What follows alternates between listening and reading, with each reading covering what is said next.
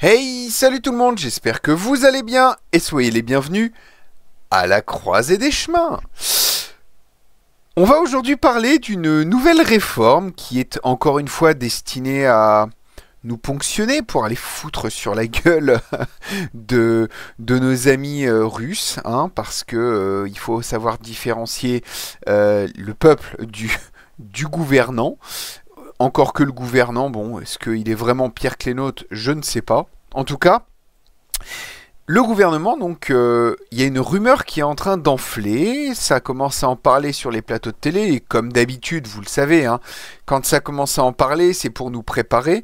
Mais en tout cas, on va aller vers une nouvelle réforme des retraites pour aller jusqu'à 70 ans. Et c'est quoi l'objectif? Toujours travailler jusqu'à l'usure, hein, pour financer des tanks, des chars, la mort. Bref, avant qu'on parle de tout ça, pensez bien entendu à liker, partager, commenter et surtout à vous abonner, la petite cloche pour être prévenu pour les nouvelles vidéos, puisque comme vous le savez, ici on parle d'autonomie, on parle de résilience et surtout on essaye d'anticiper l'effondrement de notre société. Et pour ça, rien de plus simple, il suffit de suivre la chaîne et vous aurez régulièrement des nouvelles qui, je l'espère en tout cas, suffiront à vous motiver à, comme moi, travailler à fond sur votre autonomie. Et donc du coup on va parler donc sur cette fameuse rumeur. Donc le gouvernement envisagerait de reculer l'âge de la retraite à 70 ans pour financer le réarmement de l'Europe. Ah bah oui, bien sûr, hein, on va se saigner nous pour réarmer l'Europe. Déjà, on sait d'où ça vient, hein, ça vient de Bruxelles tout ça. Et bien entendu, comme toujours, en mauvais élève, la France qui a un petit 5 sur 20 va aller voir ses parents et puis va dire mais à côté, là, il y a un mec, il a eu 3 sur 20, donc finalement, voilà, j'ai encore de la marge. Et effectivement, le Danemark, lui, s'est fait. Il y a une réforme qui prévoit un départ à la retraite à 70 ans pour renforcer son budget militaire. Et alors en France, pour l'instant, cette idée n'est pas officiellement sur la table. Mais les budgets militaires vont exploser. Et en plus, la réforme des retraites qui a été opérée en 2023 n'a pas suffi à équilibrer les comptes. Hein, vous vous souvenez, ils nous ont fait tout un battage, oui, il faut faire je ne sais plus combien de milliards d'économies, finalement pour nous dire, ouais non, c'est pas suffisant. Bah oui, hein, quand on envoie tout le pognon en Ukraine, forcément à un moment, le pognon, on l'a plus. Alors, du coup l'équation est simple, plus d'argent pour l'armée, mais d'où vient-il? Alors, on cotise, hein, comme d'habitude, on cotise, et on va travailler toute notre vie et mourir au boulot sans pouvoir profiter. Alors actuellement, la France a déjà repoussé l'âge légal, comme vous le savez, de la retraite à 64 ans, et le système repose sur un équilibre fragile entre actifs et retraités. Sauf que la pyramide des âges, actuellement, elle est en train de jouer contre nous. Il y a de moins en moins d'actifs, puisqu'en plus, avec leurs conneries, le chômage, il augmente. Comme vous l'avez vu, et si vous ne l'avez pas vu, allez surtout la voir, la vidéo sur... que j'ai fait récemment. J'ai un trou de mémoire, c'est terrible, non, je ne vais pas recommencer la vidéo, mais j'ai fait une vidéo récemment sur la réforme de l'auto-entreprise, qui fait que finalement on va encore se retrouver avec 300 000 chômeurs en plus.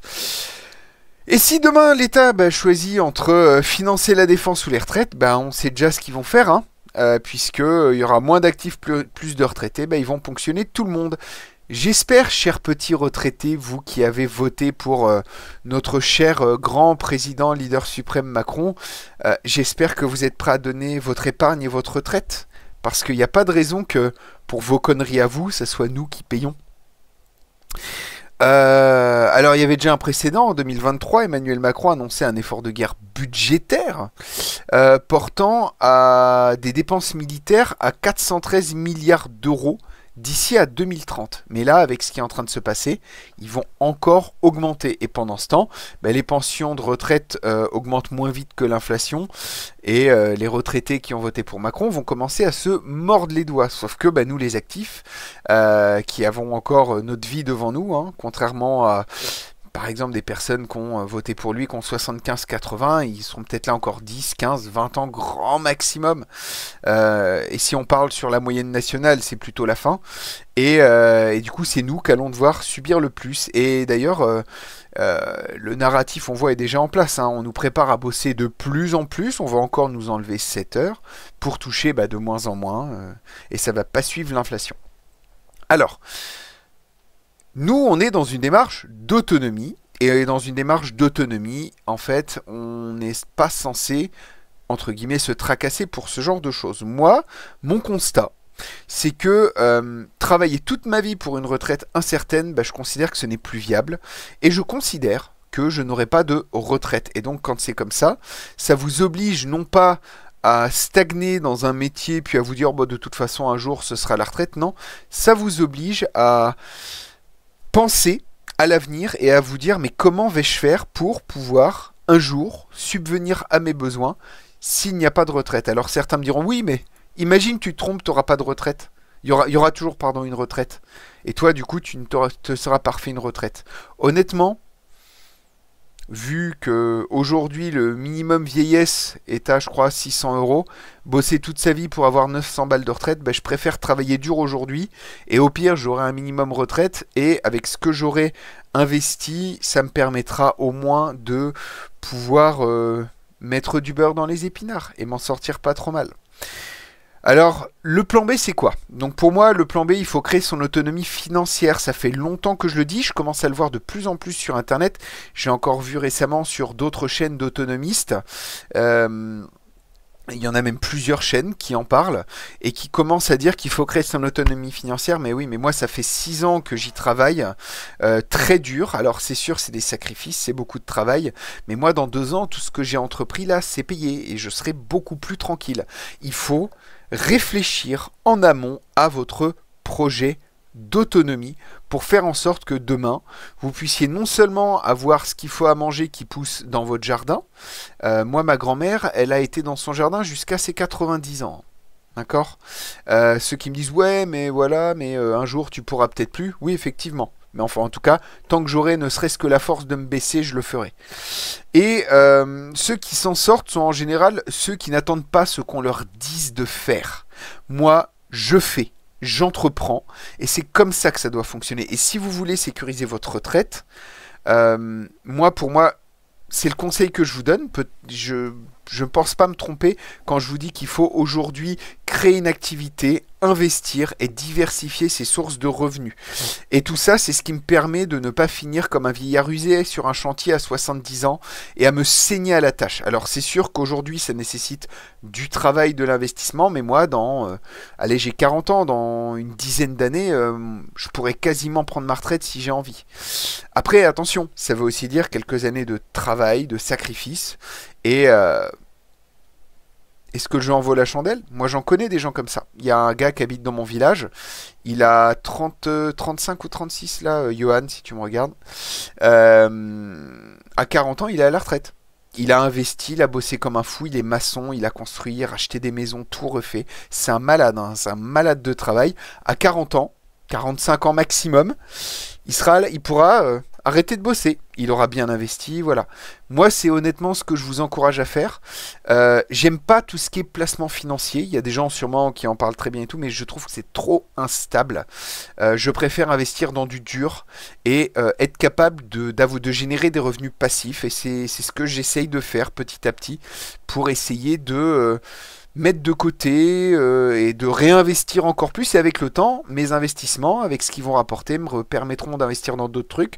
Peut-être que si un jour je suis trop usé, trop fatigué, je ferai faire, mais en tout cas, il faut réfléchir à vos investissements.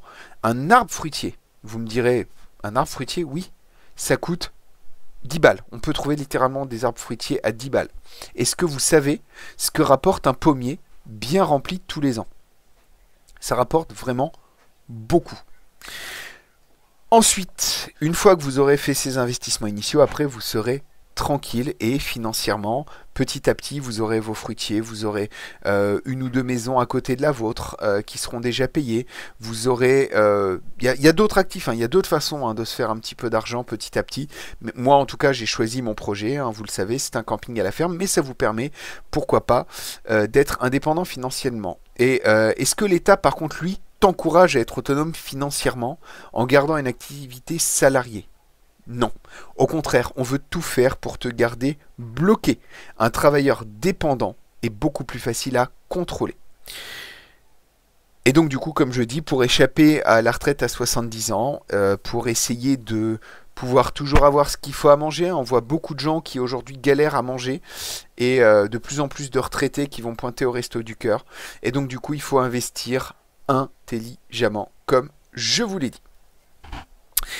Et pour moi, je pense que l'avenir appartient aux autonomes. Si tu ne construis pas ta propre autonomie, c'est l'État qui décidera de ton avenir à ta place. Aujourd'hui, croire qu'on pourra prendre sa retraite tranquillement à 62-64 ans, c'est un mythe. Ça n'existe pas, ça n'existe plus. Et travailler toute sa vie en espérant une retraite, travailler dur, pour arriver, comme je vois certains, qui ont travaillé toute leur vie, pour arriver avec des 500, 600, 700 euros de retraite, ou créer son autonomie et ne plus dépendre du système, ou en tout cas s'en éloigner le plus possible. Moi, pour moi, la question qu'il faut te poser, dans 20 ans, tu veux être où? Dans un bureau? Dans une usine? À attendre ta pension? Ou sur ton propre terrain, libre, indépendant et avec des revenus passifs? Moi, je pose la question. Si ça t'a fait réfléchir, n'hésite pas, hein, le petit like, partage, commentaire. Et bien entendu, puisque je développe ma propre activité, j'en fais la pub très rapidement. Vous allez sur Internet, vous tapez le nom de la chaîne sur Google, et vous n'allez pas tomber sur la chaîne. Vous allez d'abord tomber sur la page Internet de mon camping à la ferme. C'est ma façon à moi d'investir. J'ai des petits hébergements que je loue qui sont vraiment sympas. Et c'est ce qui, moi, aujourd'hui, me permet d'être totalement indépendant. Je n'ai pas de sponsor sur mes vidéos. Le seul sponsor, c'est moi. Donc, tu vas sur Camping La Croisée des Chemins, camping à la ferme. Tu peux venir voir comment je travaille à mon autonomie, à mon indépendance. Je travaille dur pour ça. Pourquoi pas, si tu es dans le coin, n'hésite pas. Si tu veux passer faire un petit coucou, préviens-moi avant. Et si tu veux me filer un petit coup de main, je suis jamais contre. Moi, je veux bien des petits coups de main. Et en échange, on peut discuter. Pourquoi pas réfléchir à tes futures idées d'investissement. En attendant, pour moi, c'est tout pour cette vidéo. Portez-vous bien et à très bientôt à la croisée des chemins. Salut tout le monde!